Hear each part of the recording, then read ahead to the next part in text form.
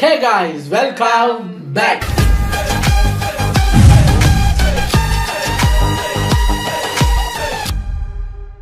இன்னைக்கு மண்டேடா பேக்டட் ஃபேமிலி அப்படி சொல்ல ஆசையா தான் இருக்கு. ஆனா மெக்னட் ஃபேமிலில அவர் ஏதோ டெக்னிக்கல் எரர்னால மெக்னட் ஃபேமிலில வீடியோஸ் இல்லன்ட்டாரு. இவர் ஆடுறது ஒரு டான்ஸ், அதுக்கு டான்ஸ் ஆட ரெடி ஆகலாம். இன்னைக்கு டான்ஸ் எல்லாம் கிடையாது, மண்டே. அதனால நம்ம மெக்னட் ஃபேக்ஸ்ல ஒரு வீடியோ வந்திருக்கு. ஏதோ ஒரு மெக்னட் பார்த்தா சரி இல்லை, அதனால மெக்னட் ஃபேக்ஸ்ல இருந்து வீடியோ எடுத்துட்டு வந்திருக்கேன். ஸோ மெக்னட் ஃபேமிலி நம்ம டான்ஸ் எல்லாம் இன்னொரு வாரம் நீங்க காத்து இருக்கணும். ஸோ நாளைக்கு டியூஸ்டே நம்ம பார்க்குற மெக்னட் ஃபேக்ஸை நான் மண்டே எடுத்துட்டு வந்திருக்கேன். டாபிக் கொஞ்சம் இன்ட்ரெஸ்டாக இருந்தது. Dangerous doors that never should open. திறக்கவே கூடாத உலகத்தில் இருக்கும் ஆபத்தான கதவுகள். அப்படி என்ன கதவுங்க?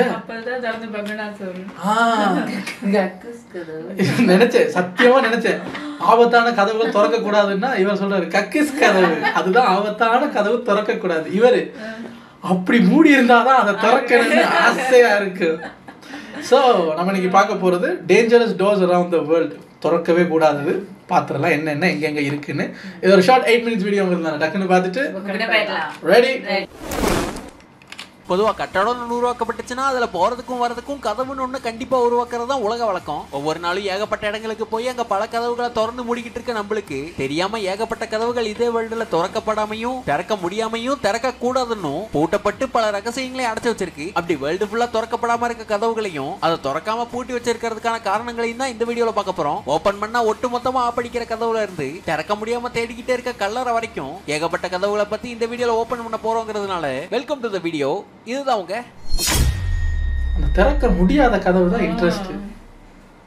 ரூம் 873 ஒரு ஊரா சுத்தும் போது ஓய்வு எடுக்கிற பகுதியா ஓயமா பயன்படுத்தப்படுற ஹோட்டல்கள்ல 5 ஸ்டார்ல இருந்து பல ஸ்டார் வெரைட்டிகள்ல ஹோட்டல்லாம் இருக்கு. ஆனா ரூம் 873ங்கிற ஒரு மிஸ்ட்ரிய ஸ்பிரிங்ஸ்ங்கிற கனடால இருக்க ஹோட்டல் தான் வச்சிருக்கு. அங்கதான் இது வரைக்கும் திறக்கப்படாத 873ங்கிற ஒரு சீல் பண்ணப்பட்ட ரூமும் இருக்கு. அதை சாத்தி சீல் வைக்கிற அளவுக்கு ஒரு பயங்கரமான காரணமும் இருக்கு. அதாவது பல ஆண்டுகளுக்கு முன்னாடி இந்த ஸ்பிரிங்ஸ் ஹோட்டலோட அந்த 873 ரூமுக்கு ஒரு கணவன் மனைவி அவங்களோட சின்ன பொண்ணுன்னு ஹாலிடேவை ஸ்பெண்ட் பண்ண வந்ததாவும், அடுத்த நாள் ரூம் சர்வீஸ் அந்த கதவை தட்டியும் திறக்காம இருந்ததாவும், என்னன்னு உள்ள போய் பார்க்கும்போது 3 பேர் இறந்து கிடந்ததாவும், அந்த மிஸ்டரியான டெத்தை பத்தி அந்த ஊரே அந்த டைம்ல பேசினதாவும், பிறகு இன்வெஸ்டிகேஷன்ல அந்த ஆளு தான் அவரோட மனைவி குழந்தையோட உயிரை எடுத்துட்டு தன்னோட உயிரை எடுத்துக்கிட்டாருன்னு போலீஸ் கண்டுபிடிச்சாங்கன்னு ஒரு கதை இருக்கு. இதனோட பேய் கதை.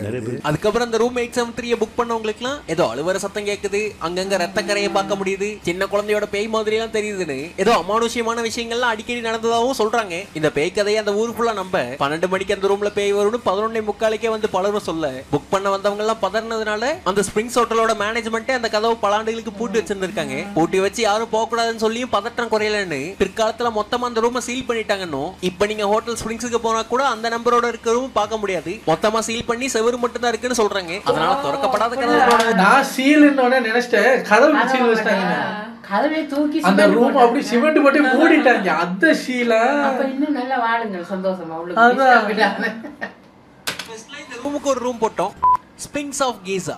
எகிப்துனாவே எல்லாருக்கும் பிரமிடு ஞாபகத்துக்கு வர மாதிரி கூடவே சேர்ந்து மண்டையில உதிக்கிற இன்னொரு மேட்டர் தான் இந்த ஸ்பிரிங்ஸ் ஆஃப் கீசா. அனிமல் உருவத்துல ஒரு மனித முகம் இருக்க மாதிரி இருக்க இது பலரும் பார்க்காத போகாத சீக்கிரட்டான டனல்களை அடியில் அமுக்கி வச்சிருக்குன்னு 1993 நடந்த ஆராய்ச்சியில கண்டுபிடிக்கப்பட்டுச்சு. அதுவும் அந்த சிலையோட முன்பகுதியில 25 அடி ஆழத்துல ஒரு பெரிய சேம்பர் இருக்கிறதாவும் கண்டுபிடிச்சு சொன்னாங்க. ஆனா உள்ள என்ன இருக்குங்கிறத தெரிஞ்சுக்க விடாம எகிப்து கவர்மெண்ட் பயங்கர எதிர்ப்பு தெரிவிக்கிறாங்க. குறிப்பா 1930 பிரெஞ்சு இன்ஜினியர்கள் இதோட அடிப்பக்கத்துக்கு போற ஒரு டோர் இருக்கிறத கண்டுபிடிச்சதுக்கு அப்புறமா தோண்டுதல் பணியை அப்படியே நிறுத்துறதுக்கு பிரஷர் பண்ணிருக்காங்க. ஒரு சிலர் இந்த கதவுக்கு பின்னாடி புதையல் இருக்கிறதாவும், ஒரு சிலர் இந்த சிலைக்கு கீழே பெரிய லைப்ரரி இருக்கிறதாவும், அங்க அறியப்படாத பல குறிப்புகள் அந்த காலத்திலே புதைச்சு வச்சிருக்கிறதாவும் நம்புறாங்க. ஆனா அந்த கதவுகள் இன்னைக்கு வரைக்கும் திறக்கப்படாம இருக்கிறதுனாலையும் அந்த நம்பிக்கைகளுக்கும் எந்த ஒரு எவிடன்ஸும் இல்லாம இருக்கிறதுனாலையும் பல சீக்ரெட்டுகளை சேர்த்து மூடி வச்சிருக்க அந்த கதவு தி டாக்ஸிக் டோர்ஸ்.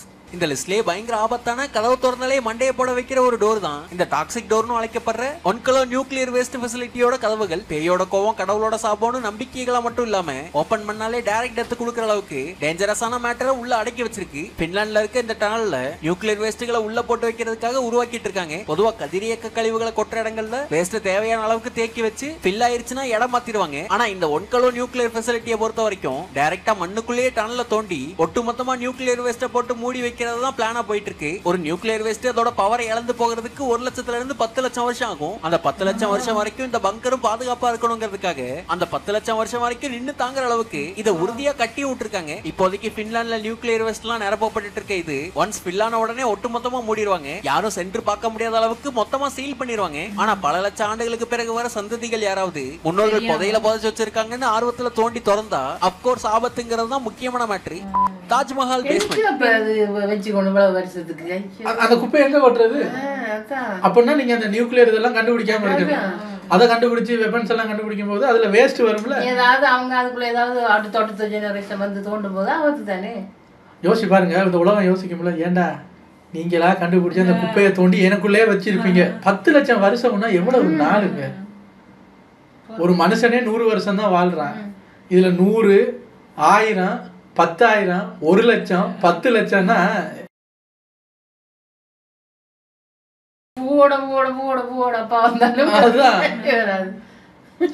மனுஷங்க மேல எரிச்சல் வருதுங்க. உலகம் முழுக்கவே ஏகப்பட்ட அழகான கட்டிடக்கலைகள்லாம் இருக்கு. அப்படி அருமையான கட்டிடக்கலைகள்ல ஒன்னா ரசிக்கப்படுற உலக அதிசயங்கள்ல ஒன்னாவும் கருதப்படுறதா நம்ம இந்தியால இருக்க தாஜ்மஹால். கொத்தனாரால் கட்டப்பட்டது.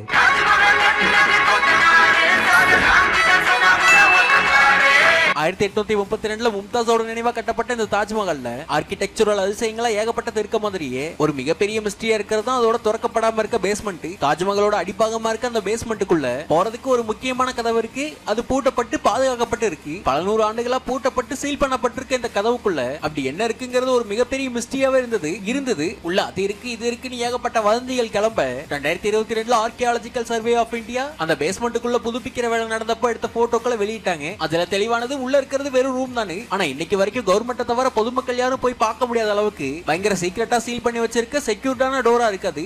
HH Homes Restaurant.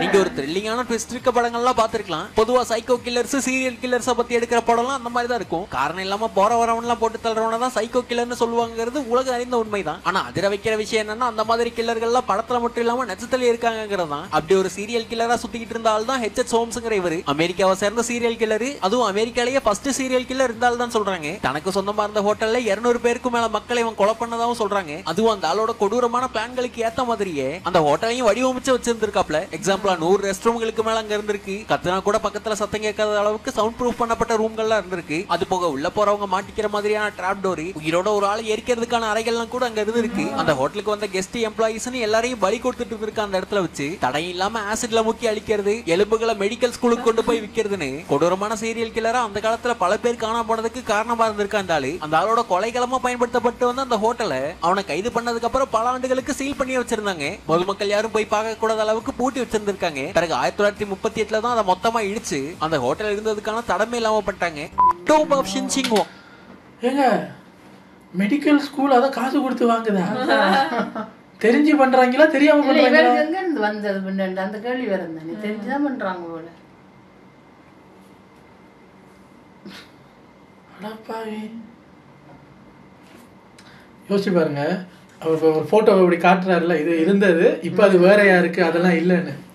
அதில் ஏதோ ஒரு சின்ன பில்டிங் இருக்குல்ல, அப்போ அந்த பில்டிங்கில் வேலை செய்கிறவங்களோ இருக்கிறவங்களோ சும்மா ஹிஸ்ட்ரியை நினச்சி பார்த்தா நம்ம இருக்கிற இதே இடத்துல இங்கே பல ரூமில் எத்தனை பேர் கத்திருப்பாங்க, ரத்தம் ஊற்றி இருக்கும், கொண்டிருப்பாங்க அப்படின்னு நம்ம நினச்சி பார்க்கும்போது ஒரு ஒரு சில்லிங் எக்ஸ்பீரியன்ஸ் வருதுல்ல. அதை நம்ம எல்லாரும் இப்போ நினச்சி பார்க்கலாம்.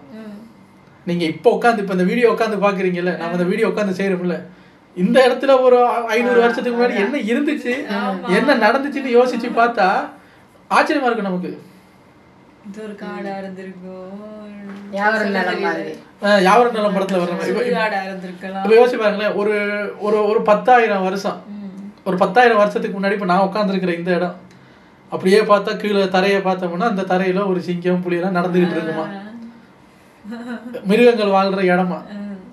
இப்ப மிருகம் சொல்லுமா, இப்ப அதானே. ஆமா, நீங்க இப்ப 10,000 வருஷத்துல எங்களுக்கு உங்களுக்கு இருக்கிற டிஃபரன்ஸ், நீங்க எந்திரிச்சு 2 காலில் நிக்கிறீங்க, நாங்க அதே 4 காலில் தவண்டுகிட்டு இருக்கேன், என்ன பண்றது? சொன்னா அப்பப்போ யோசிச்சு பார்ப்பேன். இந்த மாதிரி குதர்க்கமா ஏதாவது யோசிச்சு பார்ப்பேன். கோயிலுக்கு போறேன் நான், சாமி கும்பிட்டு போது யோசிப்பேன், இங்க கோயில் வர்றதுக்கு முன்னாடி இங்க என்ன இருந்திருக்கேன், என்னெல்லாம் பண்ணியிருப்பாங்க அப்படி யோசிச்சு பார்ப்பேன். இந்த எங்கேயாவது சாப்பிட போகும்போது அப்போ யோசிச்சு பார்ப்போம், உட்காந்து சாப்பிட்டுக்கிட்டு இருக்கோம், இந்த இடத்துல இதுக்கு முன்னாடிலாம் என்ன இருந்திருக்கு ஹிஸ்ட்ரியை நோண்டி பார்த்தீங்கன்னா ஒரு 10 இடம் நீங்கள் கண்டுபிடிக்கலாம். இதுக்கு முன்னாடி இது இருந்தது, இது ஒரு 50 வருஷம் இருந்தது, 30 வருஷம் இருந்தது, ஒரு 10 இடம் கண்டுபிடிக்கலாம். அதுக்கெல்லாம் முன்னாடி தெரியாது. பாருங்களேன், ஆச்சரியமா தான் இருக்குல்ல.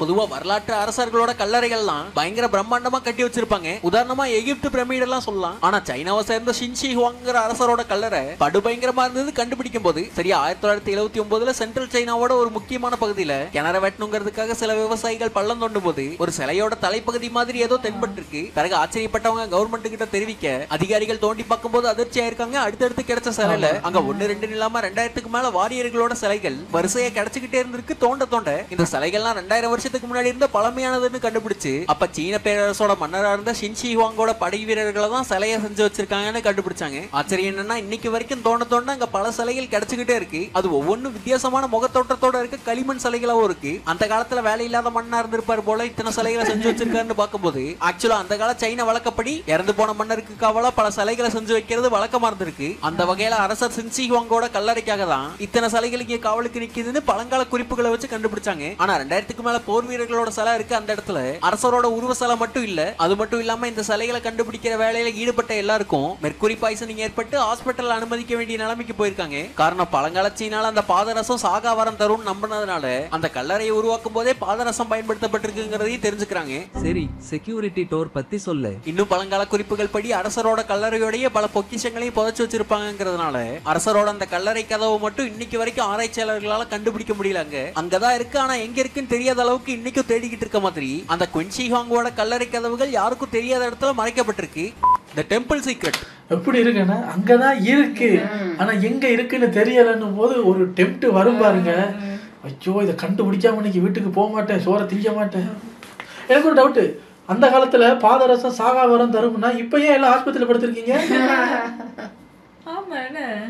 இதுல எது உண்மை எது பொய்? ஒருவேளை அந்த காலத்துல இந்த பாதரசத்தை வாங்க எல்லாரும் குடிப்போம்னு குடிதான் சிலையாயிட்டாங்களோ. தெரியல, என்னெல்லாம் கூத்து பண்ணிருப்பாங்களோ தெரியல. அப்ப நம்ம இப்போ உட்காந்து மண்டையை பிச்சுக்க வேண்டியதா இருக்கு. ஐயோ ஐயோ.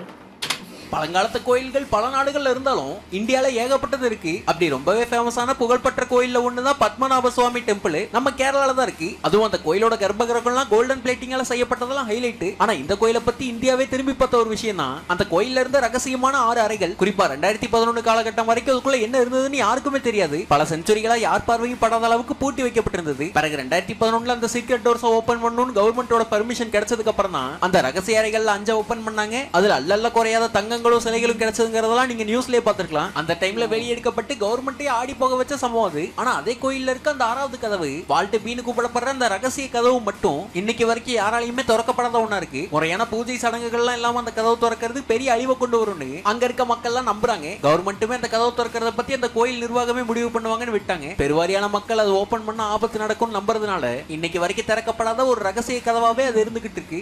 இந்த வீடியோவோடய முடிச்சுக்கலாம். இந்த வீடியோல இருந்து வேர்ல்டு ஃபுல்லா திறக்கப்படாம இருக்க சில கதவுகளை பத்தி நீங்க தெரிஞ்சிருப்பீங்க அப்படின்னு நம்புறேன். வீடியோல கண்ட கதவுகள்ல எதை நீங்க திறந்து பார்க்கணும்னு ஆசை கொண்டீங்க அப்படிங்கறத கருத்து பெட்டியில தெரிவிக்கலாம். சிவப்பு மாத்திரை எப்பவுமே தோத்துக்கிட்டே இருக்க டீம்ல பெஸ்ட் பிளேயரா இருப்பீங்க. நீல மாத்திரை எப்பவுமே ஜெயிச்சுக்கிட்டே இருக்க டீம்ல வொர்ஸ்ட் பிளேயரா இருப்பீங்க. பார்த்து தேர்ந்தெடுக்கவும். எதை தேர்ந்தெடுத்தீங்க, ஏன் தேர்ந்தெடுத்தீங்கங்கறத கமெண்ட்ல சொல்லுங்க. இந்த வீடியோ உங்களுக்கு பிடிச்சிருந்தா லைக் பண்ணி தட்டி விடுங்க. சேனலே பிடிச்சிருக்கா அதுல போடுங்க. வீடியோ நேரம் பார்த்ததுக்கு ரொம்ப நன்றி. இதே மாதிரி இன்ட்ரெஸ்டிங்கான வேற ஒரு வீடியோல மறுக்க வந்து மீட் பண்றேன். இதுதான் உங்க மேக்னட் ஃபேக்ட்ஸ். எப்பயுமே ஜெயிச்சுக்கிட்டே இருக்கிற டீம்ல நான் வேர்ஸ்ட் பிளேயரா இருக்க போறேன். இல்ல ஏன் சொல்றேன்னா, நான் பெஸ்ட் பிளேயரா கஷ்டப்பட்டு உசுர கொடுத்து விளையாண்டு அவங்க தோத்து போயினா ஒன்றும் கிடைக்காது. நமக்கு நல்ல பேர் மட்டும் கிடைக்கும். சூப்பரா விளையாண்டானே இருந்தாலும், ஆனா முடியலையே அப்படி பேசுவாங்க. கொஞ்சம் காலம் போக போக இவன் எவ்வளவு விளையாண்டாலும் ஜெயிக்க முடியல, அப்படி இவனும் டம்மி தான் போல இருக்குன்னு பேர் வந்துடும். ஆனா அங்க போனீங்கன்னா நல்ல டீமு, இவனை தூக்கி போட்டு வேற யாராவது மாத்தினா கூட அது ஜெயிச்சிருமுன்ற பேர் தான் வரும். ஒவ்வொரு முறையும் ஜெயிக்க ஜெயிக்க பணம் கிடைக்கும்ல. ஆமா, பணம் கிடைக்கும்ல. அந்த பேரை வச்சு நான் என்ன பண்றது, பெஸ்ட் பிளேயருங்கிற பேரை வச்சு நாங்க என்ன பண்றது. இந்த மாத்திரையை சாப்பிட்டா ஜெயிக்க ஜெயிக்க நான் வேர்ஸ்ட் பிளேயரா இருந்தாலும் உள்ள இருப்பேங்கிற பவர் கிடைக்கும் போது என்ன வேணாலும் பேசிக்கிங்க. வாரம் ஜெயிச்சுக்கிட்டு காய்ச்சல் வாங்கிட்டு போயிட்டே இருப்பேன் நான். இதெல்லாம் என்ன சார் இதெல்லாம் மாத்திரை நல்ல மாத்திரை 2 மாத்திரை எடுத்து வேற நல்ல மாத்திரை எடுத்து வாங்க சார். இவனுக்கு இவன் பிரச்சனை 2 மாத்திரை எடுத்து வாங்க சார், நல்லா வயிறு கலக்கிற மாதிரி மாத்திரை எடுத்து வாங்க சார். அந்த மாத்திரையில என்னெல்லாம் பவர் இருக்கு, என்ன பவர் கேட்கறான்னு பாருங்க.